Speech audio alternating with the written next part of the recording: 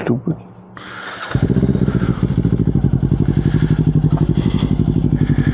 Okay. Here we go. Let me get situated a little bit and then we'll start vlogging. Alright, heading on the way home. So, welcome back to Gears and Throttle, also known as GNT. What am I going to talk about today? Well, a lot of people ask us what our channel is about. Our channel is about family. I don't mean family like PG. I'm talking about multi-generations. We have an elder statesman. We have young adults in their 20s. And then we have our little marshmallow who's in her early years of life, 9, 10 years old. So we have all different types of videos that we put up. We have funny videos, TikTok trends. We're going to have tutorials. We're going to have product reviews. If anybody wants to send us their product, just to let you know, we only give honest reviews. We're not influenced. We want to be honest to our subscribers. We're going to have giveaways too. It's going to be a fun channel. You want to turn in every week, see what we're putting up. We got about 19 videos up between TikTok and YouTube, so it should be pretty good. You're going to want to turn in every week, see what's going on with the family.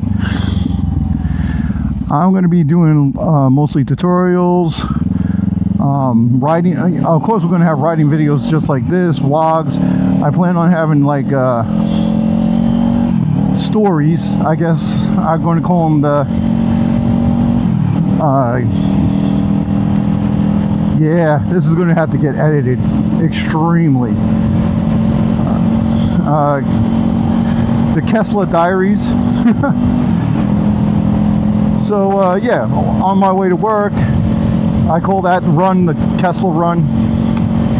And yeah, I'll be vlogging and telling you, how we started off as a channel, how we started off riding bikes, why did I start so late in life,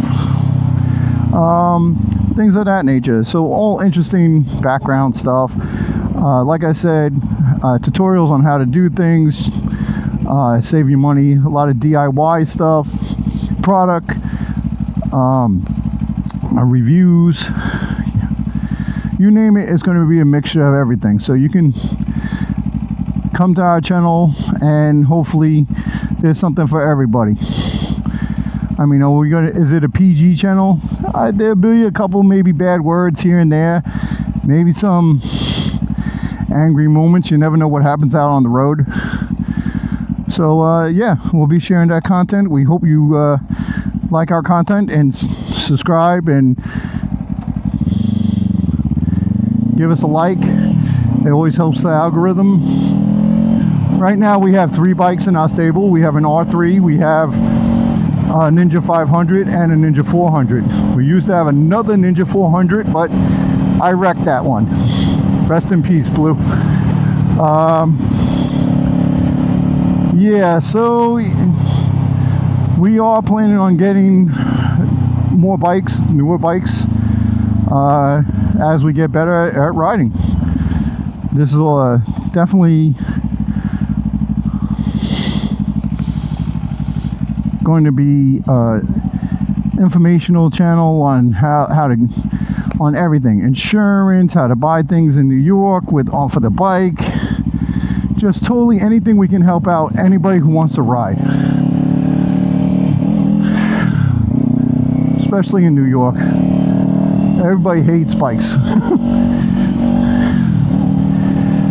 So look, see this guy? He didn't stop for that.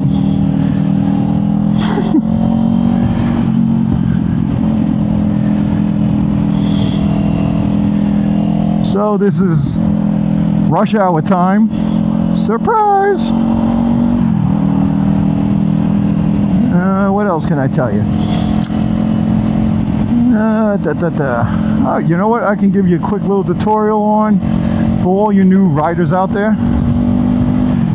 Getting out onto the highway when you first get out here, it could be a very scary thing. Okay? Now you in New York, for anybody who's out of the state, we don't have any lane filtering or lane splitting allowances. So that kind of sucks. I understand lane filtering, like when you're at a stoplight and you go up to the front, because I've been in accidents in my car and in my work vehicle. Now I'm just sitting at 4 times this has happened to me. I'm just sitting at a light and somebody just plows into the back of me. They're either on their phone or, you know, just not paying attention. And it's a very scary thing when you're on a motorcycle and you're sitting at a light and you got people coming up on you like that. And then all of a sudden they smack into the back of you. You're going to be in a lot of pain, especially if they're coming in fast. So I personally think, and I'm more than sure my son and the rest of the people on our channel would agree with me, that we definitely need lane filtering laws in New York. Also, lane splitting, I'm not for, because it's dangerous. It's people cannot understand how motorcycles work when they're around them. I mean, they move fast, so faster than a car. You go to split, they look in the mirror 1 second, and next second where they want to go, so they do something stupid. And other times they just don't see us, which is amazing to me. We were just taking Gigi home, and we, in another one of our videos, when she first got her bike, and yeah, on the way home she almost got hit by a car because the car didn't want to wait, because she was in the lane and she went around Gianna and came really close to hitting her. And there's a good example of an idiot. Look, I understand, just like everybody else, I pick and choose my spots all the time. And is it fun to weave in and out of traffic like that? Yes, indeed. I'm not going to deny it. Do I do it? Sometimes, yeah. But I'm telling you right now, on this road at this time of night, there's always cops. There's always an accident. It's just not smart, you know. But you know what? Hey, everybody has to ride their own ride. Enjoy your, you know, what you do. I can just give advice. I mean, I'm not perfect. Not saying I am. Do I speed? Yeah, I do. I love speed. That's one of the reasons why I got a bike, because I can't afford a Corvette or anything bigger. So my next bike, I don't know what it's going to be. I'm probably going to be staying with a Kawasaki. I like Kawasaki, but I do like the Ducatis. But yeah, as everybody knows, Ducatis are not only expensive to buy, but they're expensive to maintain. But you know, sometimes you gotta do what you gotta do. I know my son is looking at the Street Triple, the yellow one, the Triumph. That's an amazing looking bike. I think he'll have a lot of fun on that. Can't wait to get out on the road and do some riding with him with that. Yeah, it's going to be a lot of fun videos. I hope you like them. And I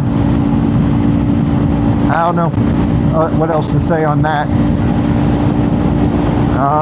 Let's see what other tutorials I can do. Oh, here's a good one. So for all you new bikers out here, okay, if you notice, I either stay on the left part of the lane that I'm in, or I will stay in the right part of the lane. And you'll be like, well, why don't you go down the middle?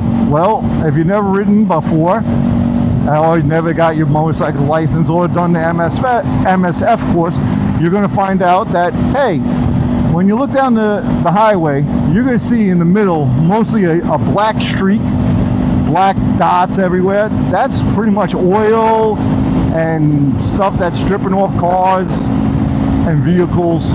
And it's not good for you hitting that going 70, 80 miles an hour. You know what I'm saying?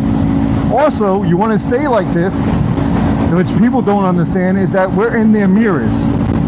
So, like that guy, if you look over there, you see that his car picked me up in his mirror. The guy in front of me right now, I'm on the left of the lane. If he looked back at right now, he would see that he can see me. If I go into the middle of the lane, I could be just a little dot in his rearview mirror. Very easy to miss. So you want to stay in the left side or over on the right side, but you don't want to stay in the middle like this. Now, there's a great guy on the internet that has great videos. His name's Dan the Fireman. I highly recommend anybody who's starting to ride a bike to go check him out. Motojitsu, Yami Noob, sorry. Noodle on a bike. They all have great content, especially for beginners. When we started riding, we looked up their stuff and they helped us out a lot. We also researched bikes that we wanted to get. So I definitely recommend their videos, especially Dan the Fireman, because he has he does like a whole course of how to assess when you're riding to have an emergency out, which is a good thing, because I used to do that anyway, but now that I'm on a bike, I have to be smarter than every one of these idiots out here, because they're in a cage. I'm not in a cage. They're not paying attention. They do stupid things. So I don't need to be part of that. So one thing he always stresses in his videos, and we stress too, is have an emergency out. See, right now, I don't want to stay in this guy's blind spot. Even though I can see on his mirror that he could see, he has a yellow mark in his mirror saying there's a vehicle in his way. Okay? But you don't want to stay in their blind spot because they move over quick. A couple ton car versus a 400 or 500 pound bike, you lose. Just no other way around it.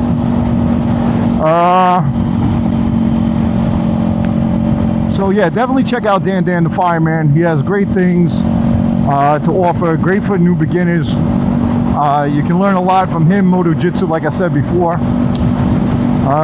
What else can I teach you real quick? Some other tips. Oh, okay. There's the biker wave.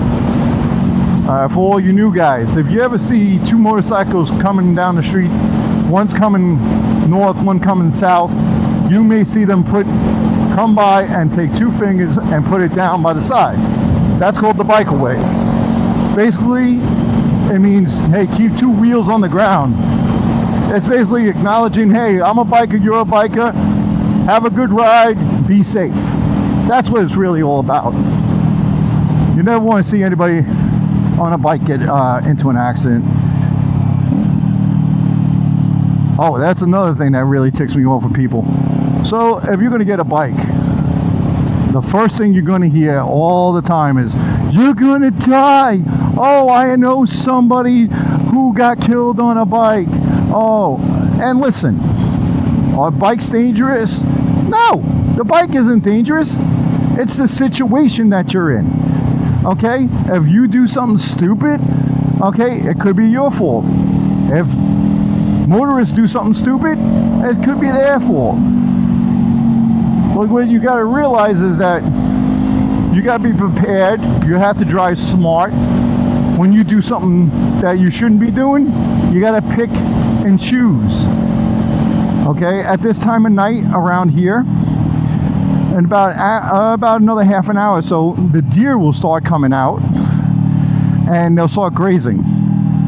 And at this time of the year right now, they have their babies with them, and the babies are not smart. They're fawns, I guess. So they'll run out right in front of your bike, not think twice about it, and that's not going to be a fun. So you'll hear all these horrible, tragic stories about how, oh, I had a friend, he died on a bike. But they never tell you what they were doing. Oh yeah, my friend died on a bike. Oh, what happened? Oh, he left the party, he was drunk. Oh, okay, that's good. You know, there's a lot of ways to mitigate your safety so that you don't do dumb things and get in dumb accidents. One is, hey, don't drink when you're getting on the bike. It's a simple thing, but people still do it. I don't know why. Okay, that's number one. Two, always make sure you wear gear. Okay, I see so many people on TikTok and YouTube, they don't wear their gear, and what happens? You see them go down and they get road rash like you couldn't believe. Now my own son, we always believed in wearing gear all the time. Well, the one day he doesn't wear his boots to work, he winds up just making a little turn, and he was stopped at a light, makes a left-hand turn, hits the white stripes like you see here, but you know, like at an intersection, the big thick ones. He had a little bit too much lean angle, I guess. I wasn't with him, but yeah, he goes down. He's doing like 10 miles an hour. Rips right through his jeans, his sneakers that he had on. Thank God he had his jacket on and his helmet.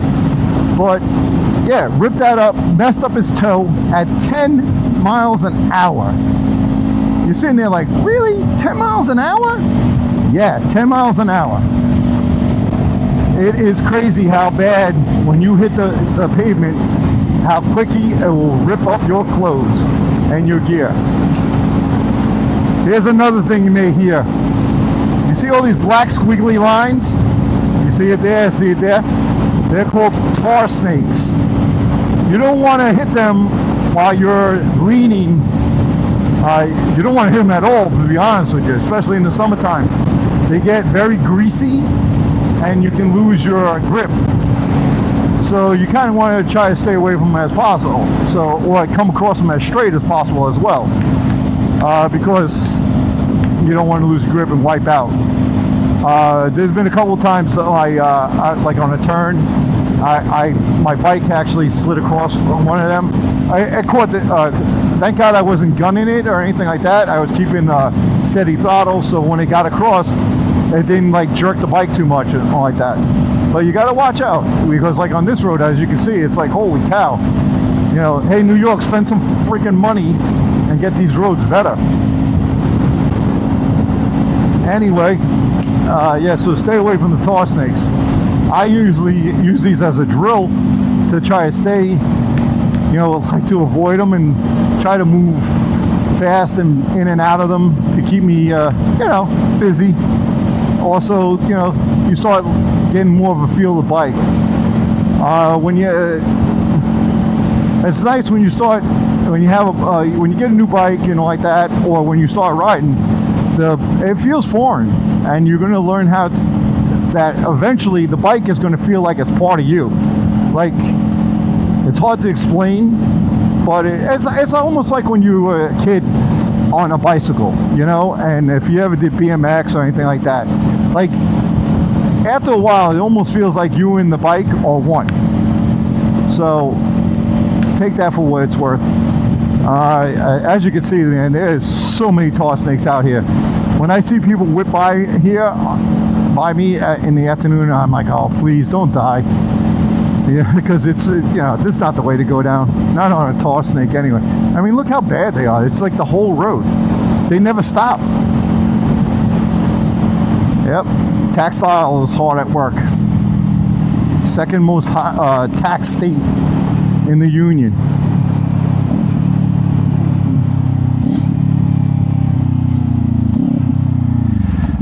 All right.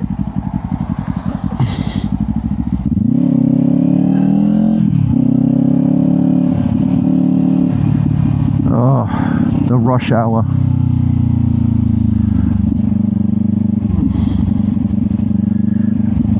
So usually when I put on the camera, nothing happens, nothing exciting. Every time I don't have the camera on, something exciting happens all the time. So this is probably going to be boring. I'm probably going to have to edit the whole damn thing down to 2 minutes. But I'm glad I got to talk to you subscribers.